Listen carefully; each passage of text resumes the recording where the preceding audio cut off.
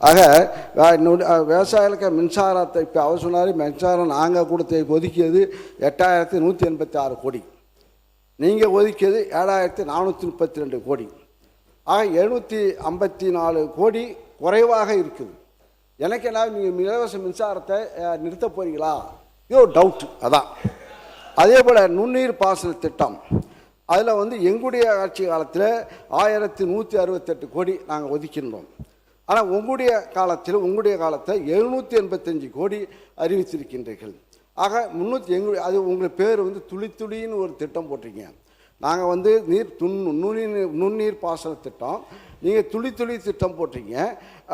அது 383 கோடி மைனஸ் ஆக குறைவாக இருக்குது. அதேபோல் குறுவை பயிர் காப்பீடு திட்டத்துக்கு எங்களுடைய ஆட்சி காலத்தில் 841 கோடி நாங்கள் ஒதுக்கணும். ஆனால் உங்களுடைய ஆட்சி காலத்தில் இப்போ அறிவிச்சிருக்க 648 கோடி, ஆக 193 கோடி குறைவாக உங்களுடைய புக்கில் இருக்குது. இதெல்லாம் புக்கில் படித்ததான், எனக்கு தெரியாது. ஆக குறுவை தொகுப்பு திட்டத்துக்கு 210 கோடி நாங்கள் கொடுத்தோம். டெல்டா நான் டெல்டாவுக்கும் கொடுத்தோம். நீங்கள் கொடுத்தது குறுவை தொகுப்பு 184 கோடி ஒதுக்கிறீங்க. குறைவு 775 கோடி குறைவு. அதே மண்ணுயிர் காத்து மண்ணுயிர் காப்போம் திட்டத்தில் 142 கோடி. மாண்புமிகு அமைச்சர். மாண்புமிகு பேரவைத் தலைவர்களே, மாண்புமிகு சட்டமன்ற உறுப்பினர் இவ்வாண்டு அறிவிக்கப்பட்ட குறுவை சிறப்பு தோட்டத்திற்கு கடந்த ஆண்டை விட குறைவாக நிதி ஒதுக்கீடு செய்யப்பட்டதாக கூறியுள்ளார்.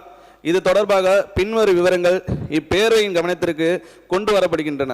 2025-26ஆம் ஆண்டு குறுவை சிறப்பு தொகுப்பு திட்டத்தின் கீழ் டெல்டா மாவட்டங்களில் ரூபாய் 54.97 கோடி இலக்கு நிர்ணயிக்கப்பட்டு ரூபாய் 54.64 கோடி இலக்கு எட்டப்பட்டது.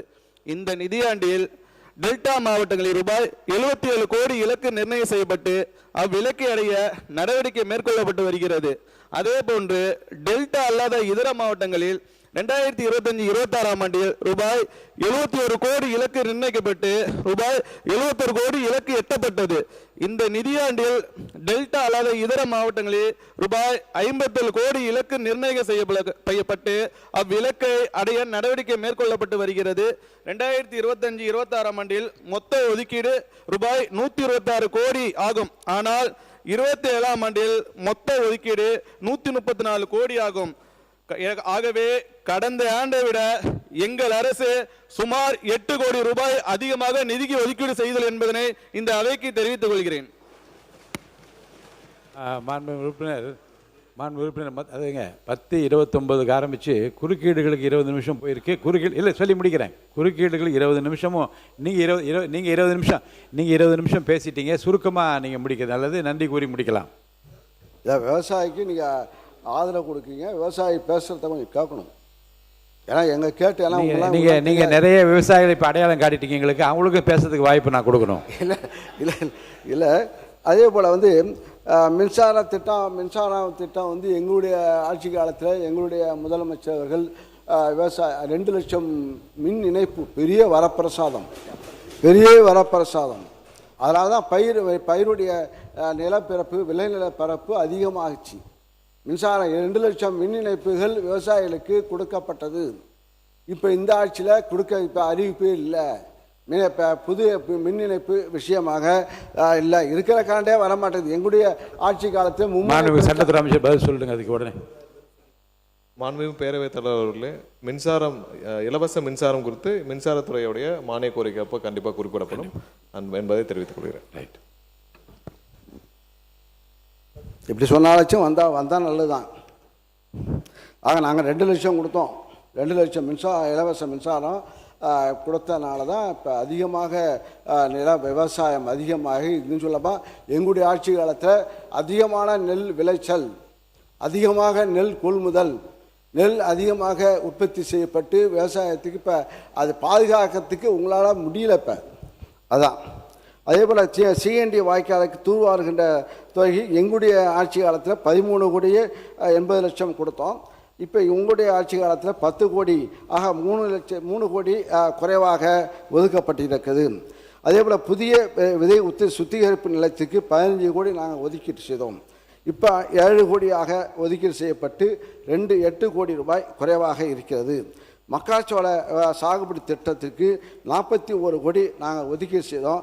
உங்களுடைய ஆட்சியில் 36 கோடி ஆக 5 கோடி குறைவாக ஒதுக்கீடு செய்யப்பட்டிருக்கிறது. சூரிய மின்சக்தி பம்பு செட்டுகள் அதுக்கு 24 கோடி நாங்கள் ஒதுக்கீடு செய்தோம். நீங்கள் 23 கோடி. இதெல்லாம் ஏன் சொல்கிறேன்னா, இதெல்லாம் வந்து நீங்களாம் நீங்களாம் அதிகரிப்பீங்க என்ற ஆர்வத்திலே மக்கள் விவசாயிகள் இருந்தார்கள். ஆக இப்போ எங்களுடைய ஆட்சி காலத்தில் போட திட்டம் இது எல்லா திட்டத்தையும் நான் படிக்கல, கொஞ்சமாக தான் படிச்சிருக்கேன். ஆக இது வந்து இப்போ இதை வந்து இந்த அளவுக்கு நிதியை வந்து உங்களுடைய குறைவாக வேளாண் பட்ஜெட்டுக்கு நிதி ஒதுக்கீடுகள் செய்யப்பட்டிருக்கு என்பதை உங்களுடைய